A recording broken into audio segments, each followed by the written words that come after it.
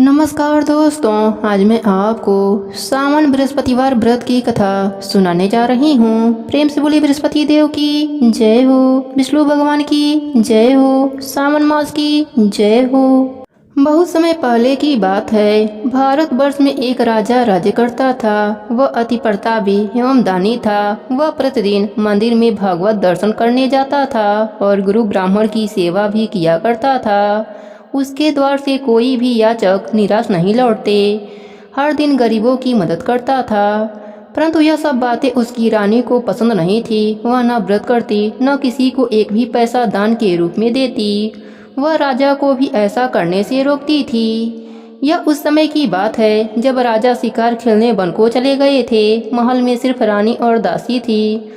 उस समय गुरु बृहस्पति साधु का रूप धारण कर राजा के दरवाजे पर भिक्षा मांगने आए। साधु ने रानी से भिक्षा मांगी तो वह कहने लगी, हे साधु महाराज, मैं इस दान पुण्य से तंग आ गई हूँ। इस काम के लिए मेरे पतिदेव ही बहुत हैं। अब आप ऐसी कृपा करें कि यह सारा धन नष्ट हो जाए ताकि मैं आराम से रह सकूं।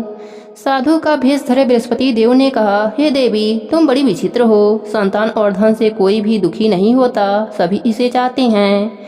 पापी भी पुत्र और धन की इच्छा करता है। अगर तुम्हारे पास बहुत धन है तो भूखे मनुष्यों को भोजन कराओ, ब्राह्मणों को दान दो, प्याऊ लगवाओ, धर्मशालाएं बनवाओ, कुआं, तालाब, बावड़ी, बाग बगीचे आदि बनवाओ तथा निर्धनों की कुंवारी कन्याओं का विवाह कराओ। साथ ही यज्ञ आदि करो। इस प्रकार के कर्मों से आपके कुल का एवं आपका नाम लोक परलोक में प्रसिद्ध होगा एवं तुम्हें स्वर्गलोक की प्राप्ति भी होगी। किंतु वह मूर्ख रानी साधु की इन बातों से खुश नहीं हुई। वह बोली, हे साधु महाराज, मुझे ऐसी संपत्ति की आवश्यकता नहीं जो मेरे काम न आए तथा जिनको मैं अन्य लोगों को दान दूं, जिनको रखने और संभालने में ही सारा समय नष्ट हो जाए। साधु ने रानी को समझाने का बहुत प्रयास किया, परंतु रानी अपने बात पर अड़ी रही। तब साधु ने कहा, हे देवी, यदि तुम्हारी ऐसी इच्छा है तो जैसा मैं तुम्हें बताता हूँ तुम वैसा ही करना। बृहस्पतिवार के दिन गोबर से घर को लीपना, अपने केसों को पीली मिट्टी से धोना, केसों को धोते समय स्नान करना, राजा से कहना कि वह भी हजामत बनवाए, भोजन में मांस मदिरा खाना, कपड़े धोबी के यहाँ धुलने को देना। इस तरह 7 बृहस्पतिवार निरंतर करने से तुम्हारा सब धन नष्ट हो जाएगा। ऐसा कहकर साधु रूपी बृहस्पति देव अंतर ध्यान हो गए। रानी ने साधु के कहे अनुसार ही 7 बृहस्पतिवार वैसा ही करने का विचार किया। साधु के बताए अनुसार करते हुए उसे केवल 3 बृहस्पतिवार ही बीते थे कि उसकी समस्त धन संपत्ति नष्ट हो गई। भोजन के लिए भी परिवार तरसने लगा तथा सांसारिक भोगों से दुखी रहने लगा। इस प्रकार के अभावग्रस्त जीवन से तंग आकर एक बार राजा रानी से कहने लगा कि हे रानी, तुम यहाँ पर रहो, मैं दूसरे देश को जाता हूँ, क्योंकि यहाँ पर मुझे सभी मनुष्य जानते हैं, इसलिए मैं यहाँ कोई कार्य नहीं कर सकता। देश चोरी परदेश भीख के समान है। ऐसा कहकर राजा परदेश को चला गया। वहाँ जंगल से लकड़ी काटकर लाता और उन्हें शहर में बेचकर अपना जीवन यापन करने लगा। राजा के जाने के पश्चात इधर उसके बिना रानी और दासियाँ दुखी रहने लगीं। किसी दिन भोजन मिलता तो किसी दिन जल पीकर ही रहना पड़ता था। एक समय रानी और दासियों को 7 दिन बिना भोजन के व्यतीत हो गए तो रानी अपने दासी से बोली, हे दासी, यहाँ पास ही के नगर में मेरी बहन रहती है जो बहुत धनवान है। तू उनके पास जा और वहाँ से 5 सेर बेझर मांग कर ला, जिससे कुछ समय के लिए गुजर बसर हो जाएगी। दासी उसकी बहन के पास गई। बृहस्पतिवार का दिन था। रानी की बहन उस समय ध्यान मग्न होकर पूजा कर रही थी। दासी ने रानी की बहन से कहा, हे रानी, मुझे आपके पास आपकी बहन ने भेजा है, मुझे 5 सेर बेझर दे दो। दासी ने अपनी बात अनेक बार कही, परंतु रानी की बहन ने कोई उत्तर नहीं दिया, क्योंकि वह उस समय बृहस्पतिवार की कथा सुन रही थी। रानी की बहन से जब दासी को कोई उत्तर नहीं मिला तो वह अति दुखी हुई। उसे क्रोध भी बहुत आया। लौटकर वह रानी से बोली, हे रानी, आपकी बहन बहुत धनी स्त्री है, परंतु वह बहुत घमंडी भी है। वह छोटे लोगों से बात नहीं करती। 5 सेर बेझर देने के लिए मैंने उससे बहुत कहा, परंतु उसने कोई उत्तर नहीं दिया। इस प्रकार मुझे निराश एवं खाली हाथ लौटना पड़ा। रानी बोली, हे दासी, इसमें मेरी बहन क्या किसी भी प्रकार से कोई दोष नहीं। जब बुरे दिन आते हैं तब कोई सहारा नहीं होता, अपने पराये हो जाते हैं। अच्छे बुरे का ज्ञान विपत्ति में होती है। जो ईश्वर की इच्छा होगी वही होगा। यह सब हमारे भाग्य का दोष है। उधर पूजा समाप्त होने के पश्चात रानी की बहन ने सोचा कि मेरी बहन की दासी आई थी, परंतु मैंने उसे कोई उत्तर नहीं दिया। इससे वह बहुत दुखी हुई होगी। कथा सुनकर तथा विष्णु भगवान का प्रसाद ग्रहण कर वह अपने बहन के घर गई तथा बोली, हे बहन, मैं बृहस्पतिवार का व्रत कर रही थी, तुम्हारी दासी आई, परंतु कथा समाप्त होने से पूर्व न उठते हैं न बोलते हैं, इसलिए मैं नहीं बोली। बताओ दासी किस कारण से मेरे पास आई थी? रानी बोली, बहन, हमारे घर में अनाज नहीं था तथा राजा प्रदेश गए हुए हैं। वैसे तुमसे कोई भी बात छिपी नहीं है, इस कारण मैंने दासी को तुम्हारे पास 5 सेर बेझर लेने के लिए भेजा था। इस पर रानी की बहन बोली, हे बहन, बृहस्पति भगवान सबको मनवांछित फल देते हैं। देखो, शायद तुम्हारे घर के किसी कोने में अनाज रखा हो। यह सुनकर रानी की दासी घर के अंदर गई तो वहाँ एक घड़ा बेजर का भरा हुआ मिला। उसे बड़ा आश्चर्य हुआ, क्योंकि उसके अनुसार घर का एक एक बर्तन अन्न से खाली था। उसने बाहर आकर रानी को सारा वृत्तांत सुनाया। दासी अपने रानी से कहने लगी, हे रानी, देखो, वैसे भी हमको जब अन्न नहीं मिलता तो हम व्रत के समान ही रहते हैं। अगर इनसे व्रत की विधि तथा कथा पूछ ली जाए तो बृहस्पतिवार का व्रत हम भी कर लिया करेंगे। और फिर दासी के कहने पर रानी ने अपने बहन से बृहस्पतिवार व्रत, पूजन विधि एवं नियमों के बारे में विस्तार से पूछा। उन्होंने बताया, जो बृहस्पतिवार के व्रत में चने की दाल और मुनक्कों से विष्णु भगवान का केले के जड़ में पूजन कर दीपक जलाता है, पीला भोजन करता है, पीले वस्त्र धारण करता है तथा प्रेम पूर्वक बृहस्पति भगवान की कथा सुनता है, तो इस प्रकार करने से गुरु भगवान उस भक्त से प्रसन्न होते हैं, अन्य धन पुत्र देते हैं, मनोवांछित मनोकामना पूर्ण करते हैं। फिर व्रत एवं पूजन की विधि बताकर रानी की बहन अपने घर लौट आई। तत्पश्चात रानी और दासी दोनों ने निश्चय किया कि बृहस्पति देव भगवान का व्रत एवं पूजन जरूर करेंगे। 7 दिन पश्चात जब बृहस्पतिवार का दिन आया तो दोनों ने व्रत किया। घुड़सवार में जाकर चना और गुड़ बीन लाई और उसकी दाल बनाकर केले के जड़ में विष्णु भगवान का पूजन किया। अब पीला भोजन कहाँ से आए, यह सोचकर दोनों बड़ी दुखी हुई, परंतु उन्होंने व्रत किया था, इसलिए बृहस्पति देव भगवान उनसे प्रसन्न थे। एक साधारण व्यक्ति के रूप में 2 थाली में सुंदर पीला भोजन लेकर आए और दासी को देकर बोले, हे दासी, यह भोजन तुम्हारे और रानी के लिए है, तुम दोनों इसको ग्रहण करना। दासी भोजन पाकर अति प्रसन्न हुई और रानी से बोली, हे रानी, भोजन कर लो। रानी को भोजन के विषय में कुछ नहीं पता था, इसलिए वह दासी से बोली, जा तू ही भोजन कर, क्योंकि तू व्यर्थ में ही हमारी हंसी उड़ाती है। दासी बोली, हे रानी, एक व्यक्ति भोजन देकर गया है। रानी बोली, वह भोजन तेरे लिए ही देकर गया होगा, इसलिए तू ही भोजन कर। दासी ने कहा, हे रानी, वह व्यक्ति हम दोनों के लिए 2 थाली में भोजन देकर गया है, अतः मैं और आप दोनों ही साथ साथ भोजन करेंगे। फिर दोनों ने गुरु भगवान को धन्यवाद एवं नमस्कार कर भोजन प्रारंभ किया। उसके बाद से दोनों प्रत्येक बृहस्पतिवार को गुरु भगवान का व्रत एवं पूजन करने लगे। बृहस्पति भगवान की कृपा से उन दोनों की भोजन एवं धन की कमी दूर हो गई, परंतु रानी फाले की तरह आलस करने लगी। तब दासी ने कहा, हे रानी, आप पहले भी इसी प्रकार आलस करती थीं। आपको धन संभालने एवं दान देने में कष्ट होता था, इसी कारण सभी धन नष्ट हो गए और हमारी ऐसी दुर्दशा हो गई। अब गुरु भगवान की कृपा से धन मिला है तो आपको फिर आलस हो रहा है।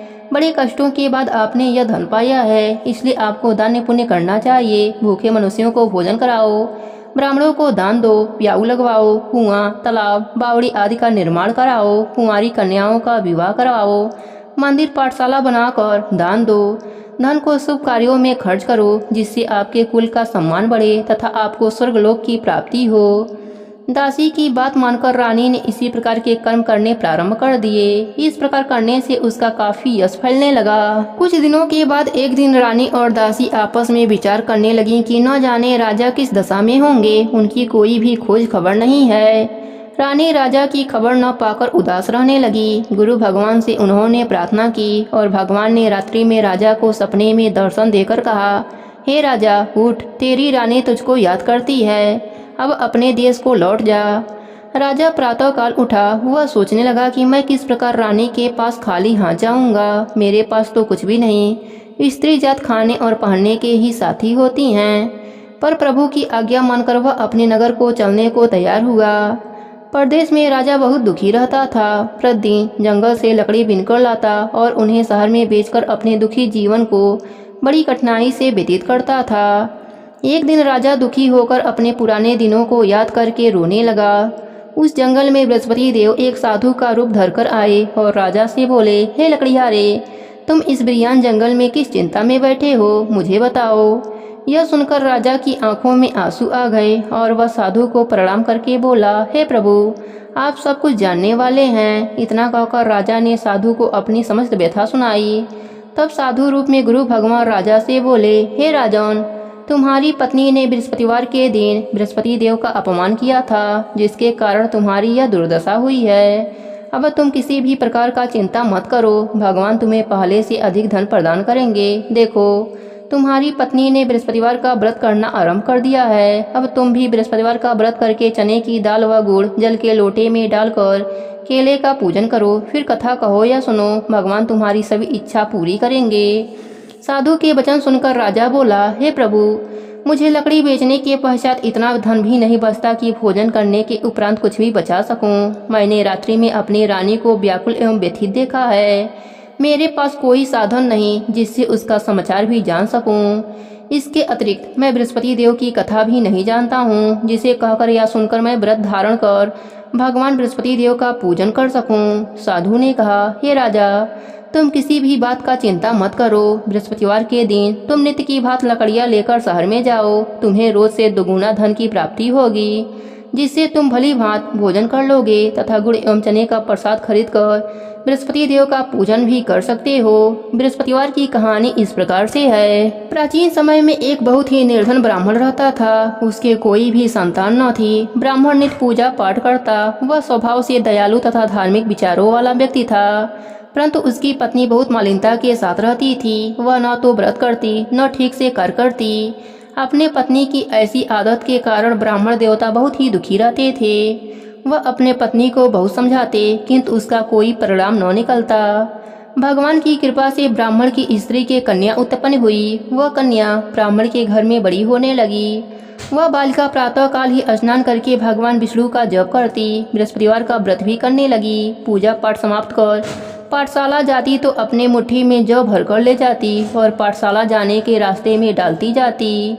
भगवान बृहस्पति देव की कृपा से वही जौ सोने के हो जाते, तो लौटते समय उनको बीनकर घर ले आती। एक दिन वह बालिका सूप में उन सोने के जौ को फटक कर साफ कर रही थी। तभी उसकी माँ ने उसे देखा और कहा, हे बेटी, सोने के जौ को फटकने के लिए सूप भी तो सोने के होने चाहिए। दूसरे दिन बृहस्पतिवार का दिन था। कन्या ने व्रत रखा और भगवान बृहस्पति देव से प्रार्थना करने लगी, हे प्रभु, यदि मैंने सच्चे मन से श्रद्धा पूर्वक आपका पूजन एवं व्रत किया हो तो कृपया मुझे सोने का सूप दे दो। बृहस्पति देव ने उसकी प्रार्थना स्वीकार कर ली। नित्य की भांति वह कन्या जौ फैलाती हुई पाठशाला चली गई। पाठशाला से लौटकर जब वह जौ बीन रही थी तो बृहस्पति भगवान की कृपा से उसे सोने का सूप प्राप्त हुआ। उस सोने के सूप को वह घर ले आई और उससे जौ साफ करने लगी, परंतु उसकी माँ का आचरण वैसा ही रहा। एक दिन वह कन्या सोने के सूप में जौ साफ कर रही थी। उसी समय अचानक उस नगर का राजकुमार वहां से होकर निकला। कन्या के रूप एवं कार्य को देखकर राजकुमार कन्या पर मोहित हो गया। राजमहल लौटकर राजकुमार अन्न और जल त्याग कर उदास होकर लेट गया। राजा को जब अपने पुत्र द्वारा अन्न जल त्यागने का समाचार ज्ञात हुआ तो अपने मंत्रियों के साथ वह राजकुमार के पास गए और बोले, हे बेटा, तुम्हें किस बात का दुख है? किसी ने तुम्हारा अपमान किया है अथवा कोई और कारण है? मुझे बताओ, मैं वही करूँगा जिससे तुम प्रसन्न हो जाओ। राजकुमार ने अपने पिता की बातें सुनी तो वह बोला, आपकी कृपा से मुझे किसी भी प्रकार का कष्ट नहीं है। किसी ने मेरा अपमान भी नहीं किया है, परंतु मैं उस कन्या के साथ विवाह करना चाहता हूँ जो सोने के सूप में जौ फटक रही थी। यह सुनकर राजा आश्चर्य में पड़ गया और बोला, हे राजकुमार, इस तरह की कन्या का पता तुम लगाओ, मैं तुम्हारा विवाह उसके साथ अवश्य ही करवा दूंगा। तब राजकुमार ने प्रसन्न होकर राजा को उस ब्राह्मण कन्या के घर का पता बताया। राजा के आदेश पर मंत्री उस कन्या के घर गए और राजा का आदेश ब्राह्मण को कह सुनाया। कुछ ही दिन बाद ब्राह्मण कन्या का विवाह राजकुमार के साथ हो गया। घर से कन्या के विदा होते ही उस ब्राह्मण के घर में पहले की तरह निर्धनता वास करने लगी। अब भोजन के लिए अनाज भी बड़ी मुश्किल से मिलता था। एक दिन दुखी होकर ब्राह्मण देवता अपने बेटी से मिलने गए। बेटी पिता की ऐसी अवस्था को देखकर अत्यंत दुखी हुई और उसने अपनी माँ का समाचार पूछा। ब्राह्मण ने पुत्री को सभी हाल कह सुनाया। पुत्री ने अपने पिता को बहुत सा धन देकर विदा कर दिया। इस प्रकार ब्राह्मण का कुछ समय सुखपूर्वक व्यतीत हुआ, लेकिन धन समाप्त होने के बाद स्थिति पहले की तरह हो गई। ब्राह्मण फिर अपने पुत्री के यहाँ गया और उससे सभी हाल कह सुनाया। पुत्री बोली, हे पिताजी, आप अपने साथ माताजी को यहाँ लाओ, मैं उन्हें यह विधि बता दूंगी जिससे दरिद्रता दूर हो जाए। ब्राह्मण देवता अपने पत्नी को साथ लेकर राजमहल अपने पुत्री के पास पहुँचे तो पुत्री अपने माँ को समझाने लगी, हे माँ, तुम सुबह उठकर सर्वप्रथम स्नान आदि करके भगवान विष्णु का पूजन किया करो तो सब निर्धनता दूर हो जाएगी। परंतु उसकी माँ ने उसकी एक न मानी। वह सुबह उठकर सर्वप्रथम अपने पुत्री का बचा हुआ जूठन खा लेती थी। एक दिन उसकी बेटी को अपने माँ पर बहुत गुस्सा आया। उसने एक रात एक कोठरी से सारा सामान निकालकर अपने माँ को उसमें बंद कर दिया। प्रातः कोठरी से अपने माँ को निकालकर तथा स्नान आदि करा के पूजा पाठ करवाया तो उसकी माँ की बुद्धि ठीक हो गई। इसके बाद वह प्रतिदिन पूजा पाठ करती और प्रत्येक बृहस्पतिवार का व्रत भी रखने लगी। इस व्रत के प्रभाव से उसकी माँ भी अत्यंत धनवान तथा पुत्रवती हो गई और बृहस्पति देवता की कृपा से वृद्ध अवस्था में मृत्यु को प्राप्त कर स्वर्गलोक को गई। वह ब्राह्मण भी सुखपूर्वक इस लोक का सुख भोगकर स्वर्गलोक को प्राप्त हुआ। इस प्रकार कहानी कहकर साधु देवता वहाँ से अंतर ध्यान हो गए। धीरे धीरे समय बीत गया तथा बृहस्पतिवार का दिन आ गया। लकड़ीहारा रूपी राजा जंगल से लकड़ी काटकर किसी शहर में बेचने गया। आज उसे और दिनों से अधिक धन मिला। राजा ने चना गुड़ आदि लाकर भगवान विष्णु का पूजन किया तथा बृहस्पतिवार का व्रत भी किया। उस दिन से उसके सभी कष्ट दूर हो गए, परंतु अगले बृहस्पतिवार को वह व्रत करना भूल गया। इस कारण बृहस्पति भगवान उससे रुष्ट हो गए। उस दिन उस नगर के राजा ने विशाल यज्ञ का आयोजन किया तथा अपने समस्त राज्य में घोषणा करवा दी कि कोई भी मनुष्य अपने घर में भोजन न बनाए और आग न जलाए। सब लोग मेरे यहाँ भोजन करने आए। इस आज्ञा को जो नहीं मानेगा उसको सूली पर लटका दिया जाएगा। राजा की आज्ञा अनुसार राज्य के सभी निवासी राजा के भोज में सम्मिलित होने गए, परंतु लकड़ीहारा कुछ विलम्ब से पहुंचा, इसलिए राजा उसको भोजन कराने अपने साथ महल में ले गए। जब राजा लकड़ीहारे को भोजन करा रहे थे तो रानी की दृष्टि उस खूंटी पर पड़ी जिन पर उनका 9 लखा हार टंगा हुआ था। उन्हें हार खूंटी पर लटका दिखाई नहीं दिया। रानी को निश्चय हो गया कि मेरा हार इस लकड़ीहारे ने ही चुरा लिया है। उसी समय रानी के जिद पर राजा ने सैनिक बुलाकर लकड़ीहारे को जेल में डलवा दिया। जेल खाने में बंद वह लकड़ीहारा बहुत दुखी होकर विचार करने लगा कि न जाने कौन से पूर्व जन्म के कुकर्म से मुझे यह दुख प्राप्त हो रहा है। जेल में बंद लकड़ीहारा भगवान बृहस्पति देव को याद करने लगा। तत्काल बृहस्पति देव साधु के रूप में प्रकट हो गए और उसकी दशा देखकर कहने लगे, अरे मूर्ख, तू बृहस्पतिवार के दिन बृहस्पति देव का कथा एवं व्रत करना भूल गया। इसी कारण तुझे दुख प्राप्त हो रहा है। अब किसी भी प्रकार का चिंता मत कर। बृहस्पतिवार के दिन जेल खाने के दरवाजे पर तुझे 4 पैसे पड़े मिलेंगे। तो उन पैसों से प्रसाद मंगाना, भगवान बृहस्पति देव का पूजन करना एवं कथा कहना। कथा का प्रसाद स्वयं भी ग्रहण करना तथा दूसरों को भी खिलाना।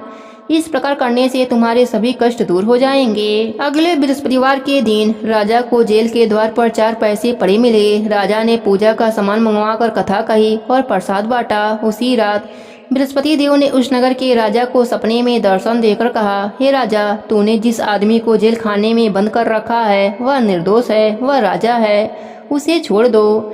रानी का 9 लखा हार उसी खूंटी पर है। अगर तू ऐसा नहीं करेगा तो मैं तेरे को नष्ट कर दूंगा। राजा सुबह उठा और खूंटी पर हार टंगा देखकर लकड़ीहारे को बुलाकर उससे क्षमा याचना की तथा राजा के योग्य सुंदर वस्त्र आभूषण भेंट कर उसे विदा कर दिया। बृहस्पति देव के आज्ञा अनुसार राजा अपने नगर को चल दिया। जब वह नगर के निकट पहुंचा तो उसे बहुत आश्चर्य हुआ। वहां पहले से अधिक तालाब, बाग और कुएं तथा बहुत सी धर्मशालाएं, मंदिर आदि बने हुए थे। राजा ने जब नगरवासियों से पूछा कि यह बाग, तालाब, धर्मशालाएं एवं कुएं किसके द्वारा बनवाए गए हैं, तब नगर के सब लोग कहने लगे कि यह सब रानी और दासी के द्वारा बनवाए गए हैं। राजा को बहुत आश्चर्य हुआ, परंतु क्रोध भी बहुत आया। जब रानी ने यह खबर सुनी कि राजा आ रहे हैं तो अपने दासी से कहा, हे दासी, देख, राजा हमें अति दीन अवस्था में छोड़कर गए थे। वह हमारी ऐसी हालत देखकर कहीं द्वार पर से ही न लौट जाएं, इसलिए तू द्वार पर जाकर खड़ी हो जा। रानी की आज्ञा अनुसार दासी दरवाजे पर खड़ी हो गई। जब राजा आए तो उन्हें अपने साथ महल में लिवा आई। तब राजा ने क्रोध करके अपनी तलवार निकाली तथा रानी से पूछा, बताओ इतना धन तुम्हें किस प्रकार से प्राप्त हुआ है। तब रानी ने बताया कि हमें यह सब धन बृहस्पति देव के व्रत के प्रभाव से प्राप्त हुआ है। अब राजा ने निश्चय किया कि 7 दिन के बाद तो सभी बृहस्पति देव का पूजन करते हैं, परंतु मैं प्रतिदिन दिन में 3 बार कथा कहा करूँगा तथा नित्य व्रत किया करूँगा। अब हर समय राजा के दुपट्टे में चने की दाल बधी रहती तथा दिन में 3 बार कथा कहता था। ऐसे ही एक दिन राजा ने विचार किया कि चलो अपने बहन के यहाँ हो आऊं। ऐसा निश्चय कर राजा घोड़े पर सवार होकर अपने बहन के यहाँ चल दिया। मार्ग में उसने देखा कि कुछ आदमी एक मुर्दे को लिए जा रहे हैं। उन्हें रोककर वह कहने लगा, अरे भाइयों, कुछ देर मेरी बृहस्पति की कथा सुन लो। वे बोले, लो हमारा तो आदमी मर गया है, इसकी अपनी कथा की पड़ी है। परंतु कुछ आदमी बोले, अच्छा कहो, हम तुम्हारी कथा भी सुनेंगे। राजा ने दाल निकाली और कथा करनी शुरू कर दी। जब कथा आधी हो गई तो मुर्दा हिलने लगा और जब कथा समाप्त हुई तो राम राम करके वह मुर्दा उठ बैठा। राजा आगे चला। उसे चलते चलते शाम हो गई। आगे मार्ग में उसे एक किसान खेत में हल चलाता मिला। राजा उससे बोला, अरे भैया, तुम मेरी बृहस्पतिवार की कथा सुन लो। किसान बोला, जब तक तेरी कथा सुनूंगा तब तक 4 हरैया जोत लूंगा। जाओ भैया, अपनी कथा किसी और को सुनाना। राजा आगे चलने लगा। राजा के हटते ही किसान के बैल पछाड़ खाकर गिर गए और किसान के पेट में बहुत तेज दर्द होने लगा। उसी समय किसान की माँ रोटी लेकर आई। उसने जब यह देखा तो अपने पुत्र से सारा हाल पूछा। बेटे ने सारा हाल बता दिया। किसान की माँ दौड़ी दौड़ी घोड़े पर सवार राजा के पास गई और उससे बोली, मैं तेरी कथा सुनूंगी, तू अपनी कथा मेरे खेत पर ही चलकर कहना। राजा ने लौटकर किसान के खेत पर जाकर कथा कही, जिसे सुनते ही बैल खड़े हो गए तथा किसान के पेट का दर्द भी बंद हो गया। और फिर राजा अपने बहन के घर पहुंचा। बहन ने भाई की खूब आवभगत की। दूसरे दिन सुबह राजा जगा तो उसने देखा कि सब लोग भोजन कर रहे हैं। राजा ने अपने बहन से जब पूछा कि ऐसा कोई मनुष्य नहीं है जिसने भोजन न किया हो और जो मेरे बृहस्पतिवार की कथा का श्रवण कर ले, तो बहन बोली, हे भैया, यह देश ऐसा ही है। यहाँ के लोग पहले भोजन करते हैं और बाद में कोई अन्य काम करते हैं। अगर पड़ोस में कोई हो तो दिखाती हूँ। ऐसा कहकर बहन चली गई, परंतु उसे कोई भी ऐसा व्यक्ति नहीं मिला जिसने भोजन न किया हो। वह एक कुम्हार के घर गई जिसका लड़का बीमार था। उसे यह भी पता चला कि उसके यहाँ से 3 दिन से किसी ने भोजन नहीं किया है। राजा की बहन ने अपने भाई की कथा सुनने के लिए कुम्हार से आग्रह किया तो वह तैयार हो गया। राजा ने जाकर बृहस्पतिवार की कथा कही, जिसको सुनकर कुम्हार का लड़का ठीक हो गया। अब तो राजा की हर ओर प्रशंसा होने लगी। कुछ दिन के बाद एक दिन राजा ने अपने बहन से कहा, हे बहन, मैं अपने घर जाऊंगा, तुम भी तैयार हो जाओ। राजा की बहन ने अपने सास से अपने भाई के साथ जाने की आज्ञा मांगी। सास बोली, चली जा, परंतु अपने लड़कों को यहीं छोड़ जाना, क्योंकि तेरे भाई के कोई भी संतान न है। बहन ने भाई से कहा, हे भैया, मैं तो चलूंगी, परंतु कोई बालक नहीं जाएगा। राजा ने कहा, जब कोई बालक साथ नहीं चलेगा तब तुम क्या करोगी चलकर। दुखी मन से राजा अपने नगर लौट आया। राजा अपने रानी से बोला, हम निर्वंशी हैं, हमारा मुंह देखना भी धर्म नहीं है। वह उदास होकर बिना भोजन किए सैया पर लेट गया। रानी बोली, हे प्रभु, भगवान बृहस्पति देव ने हमें सब कुछ दिया है, वे हमें संतान भी अवश्य देंगे। उसी रात बृहस्पति देव ने राजा को सपने में दर्शन देकर कहा, हे राजा, उठ, सभी सोच त्याग दे, तेरी रानी गर्भवती है।